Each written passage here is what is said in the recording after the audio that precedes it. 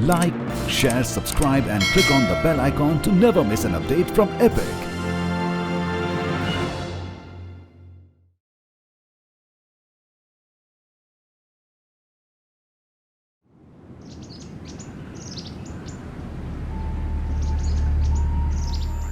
Buried under centuries of silence, some voices still find a way to speak. Through the shadows of ancient forts, into the silence of rock-cut caves, across corridors that held empires and domes that have watched centuries pass. In this series, we uncover what time tried to bury. Forgotten legends, vanished dynasties, and architecture that still whispers secrets. This is Bihar, where untold stories rise from ruins.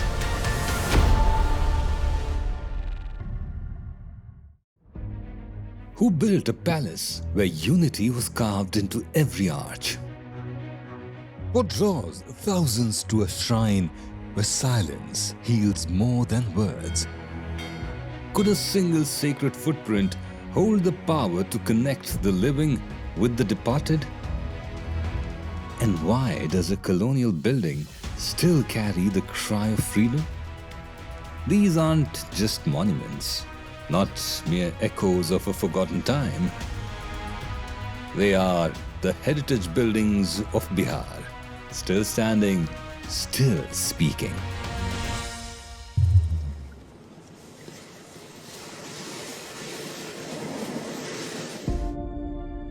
Have you ever looked at your comic collection and thought, what if I had more of these characters around me?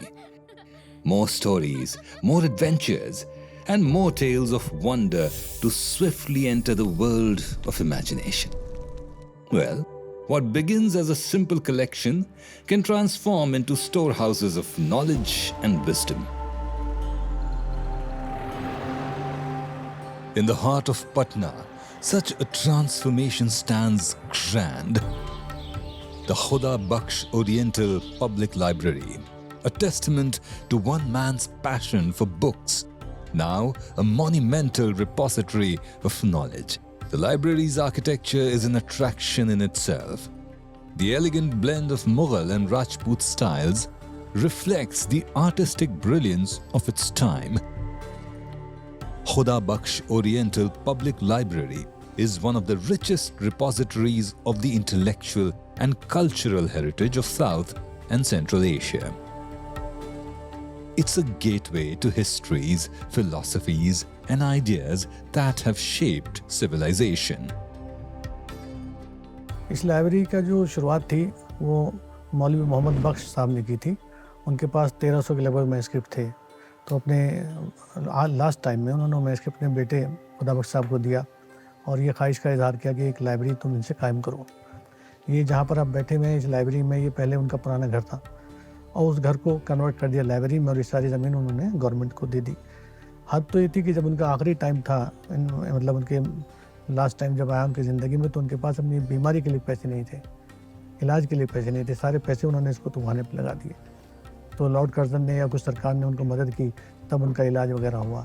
इस तरह से उन्होंने मेहनत से इस library को कायम किया और आज इसमें 21,000 मैनस्क्रिप्ट हैं और 3 लाख के लगभग किताबें हैं। बहुत सारे पुराने मैगजीन्स हैं जो लोग आते हैं दूर से देखने के लिए। जो प्रिंटेड बुक्स भी हैं वो भी एक बहुत अच्छा कलेक्शन है। हिंदी की, उर्दू की, इंग्लिश की, अरबी की, तकरीबन हर लैंग्वेज की बुक्स यहाँ पर मौजूद हैं।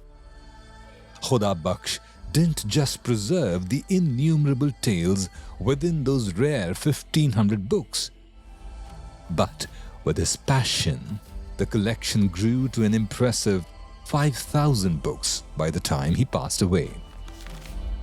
You will not only find books written in Arabic, Persian, and Urdu, but in English and Hindi too. Specialized tools are used to conserve the age-old manuscripts with the utmost precision and care.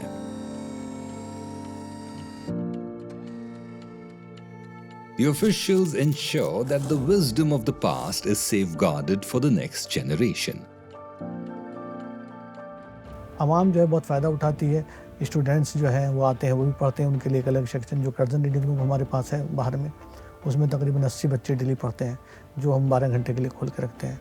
इस तरह से ये library सारी सुविधाएं public को दे रही है, चूँकि पब्लिक ही के लिए उन्होंने कायम की थी और उन्होंने अपनी सारी जो कमाई थी, सारा सब कुछ प्रॉपर्टी आवाम के नाम कर दिया था खुदा बख्श साहब ने।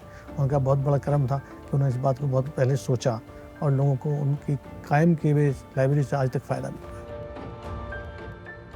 Visited by dignitaries like Mahatma Gandhi, Jawaharlal Nehru, Rabindranath Tagore, and APJ Abdul Kalam, this library is a sanctuary for seekers of knowledge where various eras interact and exchange ideas. Among such magnificent structures stands the Patna Secretariat, an iconic Victorian structure serving as a prominent center for governance and administration. These walls are strongly cemented with the spirit of sacrifice and bravery, and they may also have cried silently along with the nation when an unfortunate incident unfolded right in front of you. On August 11, 1942, a group of nationalist students reached here with a dream to raise the national flag atop the building as a symbol of resistance against British rule. But the police opened fire on the peaceful protesters, leading to the death of 7 brave students. This tale of sacrifice and resilience unfolds within the historic corridors of the Patna Secretariat. Based on the Union buildings of Pretoria, South Africa, this Victorian masterpiece was designed by Joseph Munnings. Today, the Patna Secretariat acts as the pulse of every important government decision. Right next to the Secretariat stands the Patna High Court, a historic building with rich legacy. These premises have upheld its judicial autonomy since the very first day of its establishment. Inaugurated on February 3, 1916 by Lord Hardinge. It may seem that the rules of this century-old building adhered to British laws until India gained independence.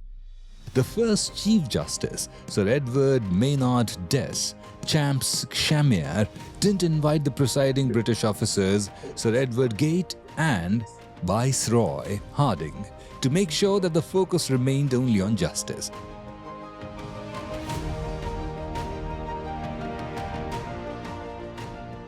The corridors of this prestigious building, built in colonial style by architect Munnings, have been walked by many legendary judges and advocates. इसमें बड़े आकार का एक portico है जिसे marble hall कहा जाता है और इस मार्बल हॉल के ऊपर में बड़े से गुंबद आकार की आकृति बनी हुई है जो इसके विरासत को दर्शाता है। In March 2020, it became the first court in India to hear cases via studio-based video conferences during the pandemic. For decades, the library of Patna High Court was provided safe passage for justice to take its due course and become a cornerstone of legal integrity.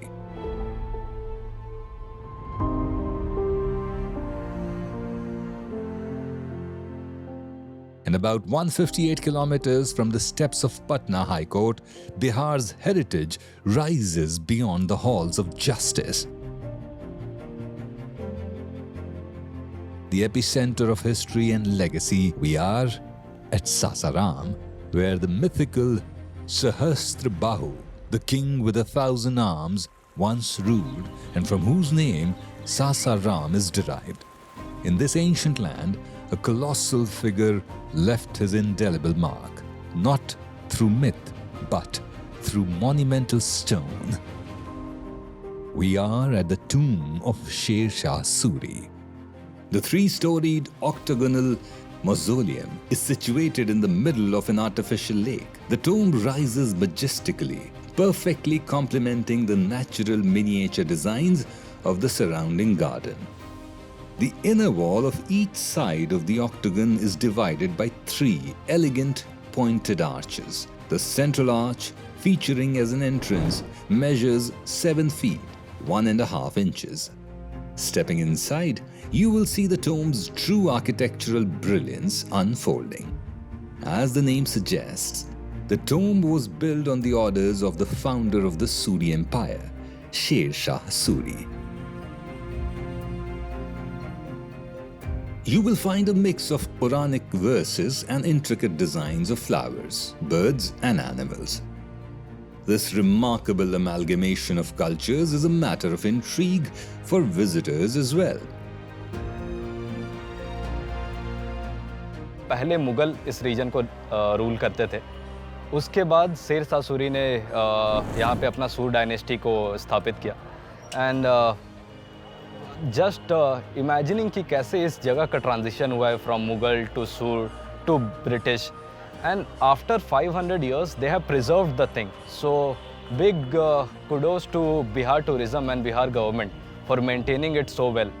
Tragically, Shah Suri didn't live to see his vision fully realized, dying in an accident just 3 months before the tomb was completed. Within the grand central hall of the tomb chamber, a profound silence surrounds numerous graves. In this part of the monument lies the majestic tomb of Shah Suri, respectfully surrounded by the 24 graves of his compatriots, including that of his esteemed father, Hassan Khan Suri. As you gaze around this significant space, texts of Quranic verses are subtly woven into the design, adding a layer of spiritual depth to the intricate architecture. This timeless artistry continues to captivate visitors. The living reflection of history invites wonder and continues to inspire.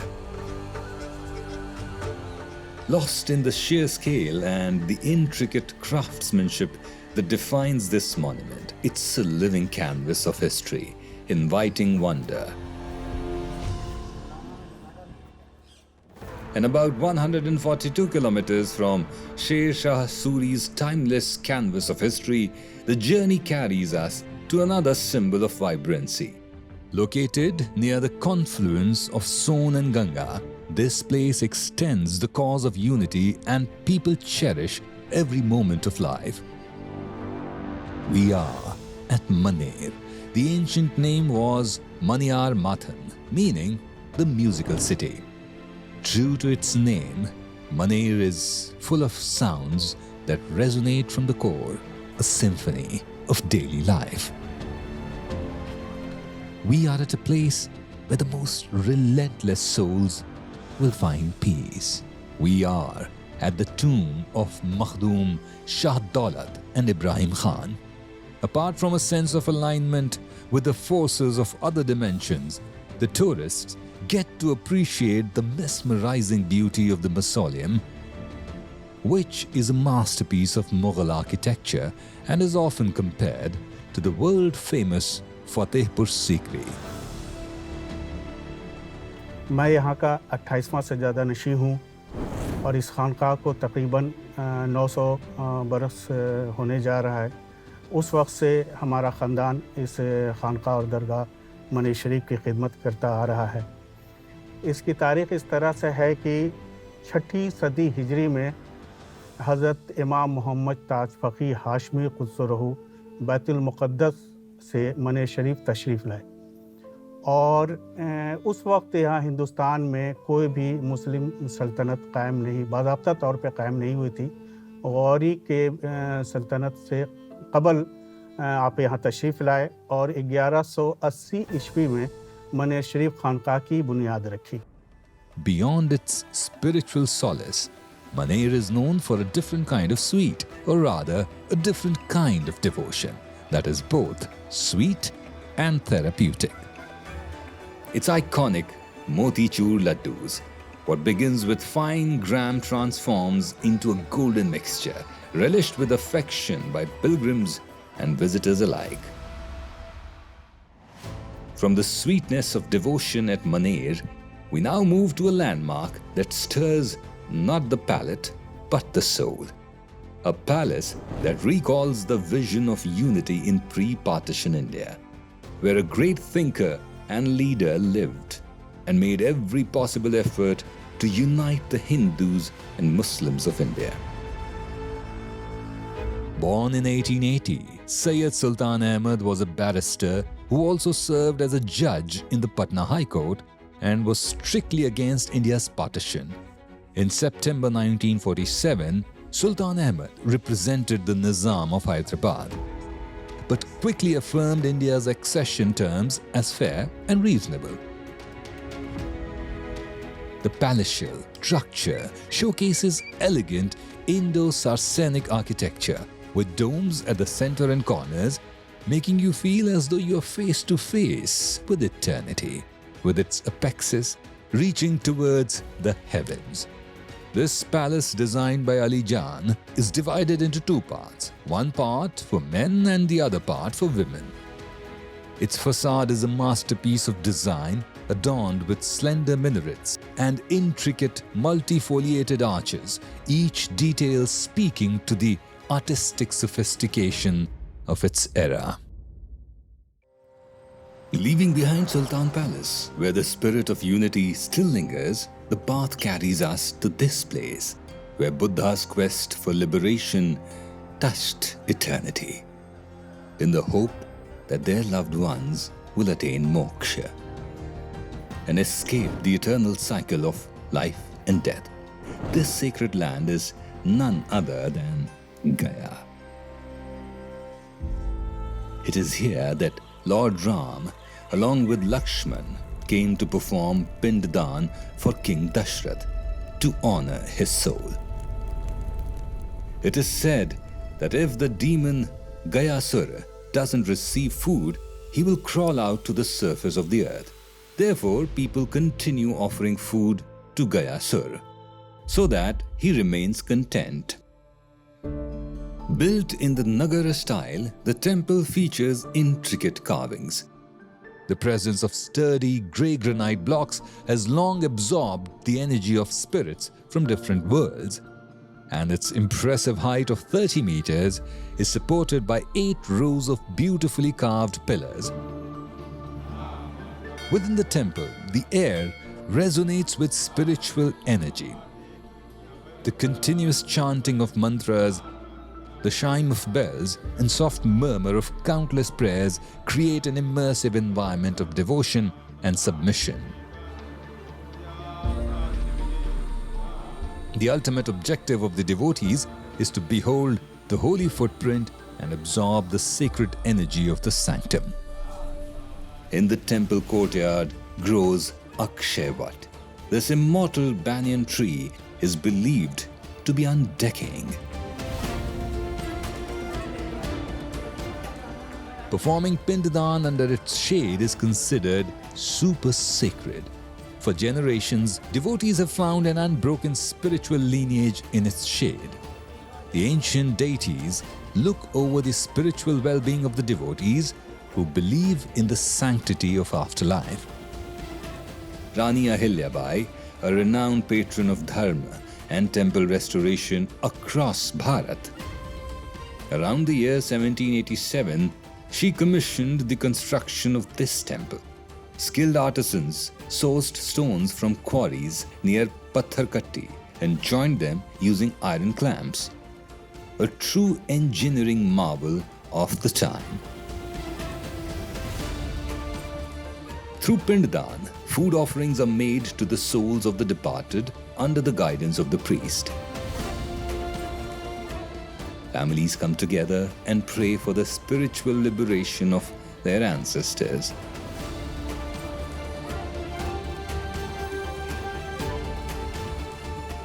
As day turns to night, the temple remains the center of spiritual journeys, where countless souls are looking for salvation.